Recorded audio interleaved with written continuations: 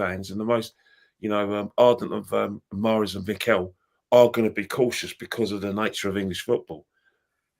The nature of these if you talk about the nature of English football, Kenny, it's of the highest quality. Our league is considered by UEFA the top seeded league in Europe, probably in the world. It has to be the hardest competition to win. Let's be realistic about Liverpool last season. Everything that could have gone their way went their way. Their main player, Salah, I thought, well, he's going to play himself out. He's 30 years old. He can't play at that intensity for the whole season, but he did. And sometimes you just got to give a little bit of credit to the opposition. They deserve the credit, but the problem with at Arsenal, it was not so. Last season we didn't compete with them. It wasn't a title challenge. They won it at a canter. We just weren't good enough. We didn't have much creativity. We relied a bit too much on set pieces. The season afterwards, when we were praying for success, we were coming out of the back straight. We had to win every game. Aston Villa killed us, and that was it. It was game over. Man City stole the league from us. But don't let anyone kid you. Coming into that Man City game on Easter Sunday, 2024, we were the favourites. It was our league to lose, and we promptly gave it to. Are you talking about when we drew 0-0, Ken? Yeah, because even so, after that game, there was not a problem. We were still 2 points ahead of them. We won all the games. We won the league. After we lost to Aston Villa, we promptly won all the games, but it was too late. In 23-24, 22-23, inexperienced or not, we were that far ahead. You've got to see it through. With guys, you're experienced or not, you had to see it through. And that's when the mentality of everyone associated with football club, players and manager, was called into question, rightly so. You can't miss out on opportunities to win the league because they rarely come along. That's they seem to come along every season for us for the last 3-4 seasons. Yeah, and every time we drop the ball. I do get that. Listen, I do completely understand that notion, but I do think that's slightly harsh, but in ways blaming it on the mentality of the manager due to, factually, the amount of injuries that we did have last season. Now, what's happened this season is we've gone all out in the transfer window. And when you get situations where you are going to have injuries, i.e. right now, where you've got Odegaard out, you've got Gabriel out, we've had Noni Madueke out, we've had Saka out for this season, we've got Gyökeres out, we've got Havertz out, we've got Jesus out, we've got a whole multitude of top performers out. Now, last season, if you haven't got those replacements, i.e. this season, if we didn't have Piero Hincapié to fill in for Gabriel Magalhaes, yesterday could have been a different story. I'm not saying Tottenham were diabolical, but and we will find out about this player clearly against Bayern Munich on Wednesday night and definitely against Chelsea on Sunday, because listen, that guy I believe is now going to nail down that spot. Gabriel will have to get fit, which we don't know how far away that could be, a month, 2 months. I've heard it's over 2 months. But look, you can't say that injuries don't affect a football team, because they do. And look, unfortunately, that is what happened last season. And yeah, Liverpool, you're completely right. We didn't compete with Liverpool really, but we didn't have the squad to do it. And when you're talking about rebuilding and overhauling a squad of just quickly, Ken, when you're talking about rebuilding and overhauling a squad of this quality, it does require a lot of money. You can't just go and blow the money on the wrong players, like what Chelsea. Even saying that, listen, Chelsea are picking up some pace now, and they're starting to show the money they've spent on this young side could start coming to fruition. And listen, things sometimes in life, sometimes quickly, sometimes slowly. Listen, of course, I want to win things every year, and that was frustrating last season. But I generally think now that, do you know what? I really do believe. Listen, I could be completely wrong at the end of the season, and this will be my main point on it. But let's say we do go and win a trophy this season, because that's what I want. I want to get a trophy. I want to win something. I think. Imagine, and then we go on to form a dynasty, and this Arsenal team, and we go to dominate English football for years by winning a multitude of trophies.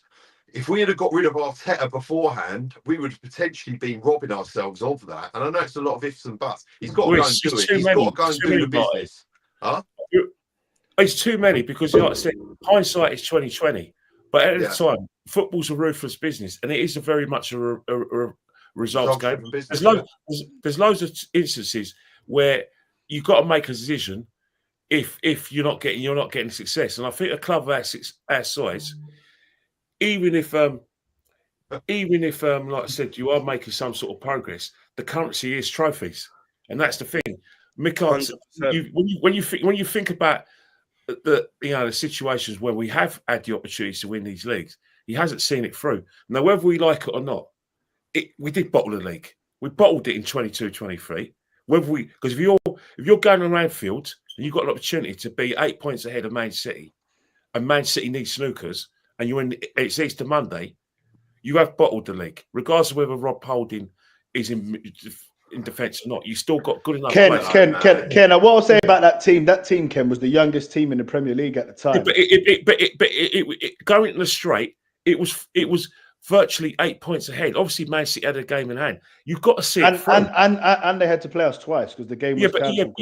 But they beat us at Highbury. It was in their hands. They beat us at Highbury, but after that, we made a recovery, and we were still like 5 points, potentially going 8 points ahead because obviously they had a game in hand. I hear what you're saying, but it's a long time ago. We were 2-0 up against West Ham. We drew 2-2. We were 3-1 down against already relegated Southampton.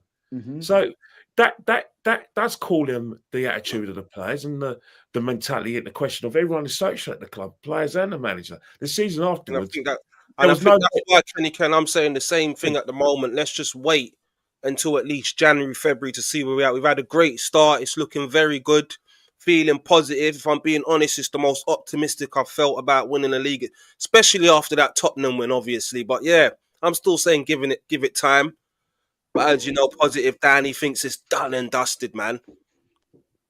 It absolutely should be done and dusted. From the position we're in, and when you look at the squad that we've got, and actually the opposition, because it's not just about how good Arsenal are, it's actually about how bad the opposition is.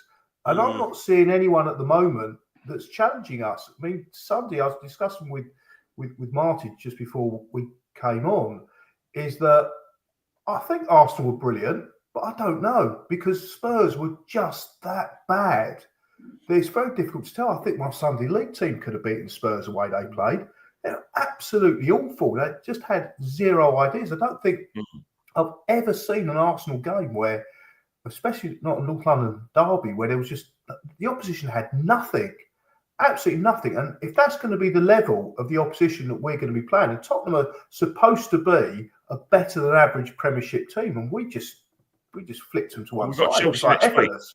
Yeah, and I think this time next week, if we end up, and I'm not saying we will, but if we end up doing something similar to Chelsea, then I do actually agree with Mr. Positive Dan. I think it is done and dusted at that point. Look, you know what is Julian, right?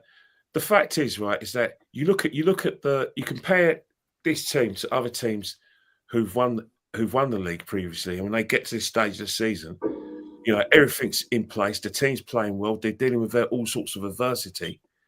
And you say, look, this club is built for success. Anything else would be like a shock and a catastrophe. So you are allowed to do it. However, the Sunderland game was a reminder that there are teams that are going to press us. There are going to be teams that are going to sort of turn us, you know, in terms defensively, and they're going to be a go, and they're going to be taking points. So you can't write this league off already. You've got to take one game at a time, and when you win one game at a time, enjoy the Tottenham result, and then get our games in on for Chelsea, because there's going to be some hard games. The Tottenham team we played yesterday, you're going to be, you know, what you missed out yesterday, apart from them being absolutely terrible, is that they had no tactical playing. They've got a manager with a Ken, let me ask you. So, do you think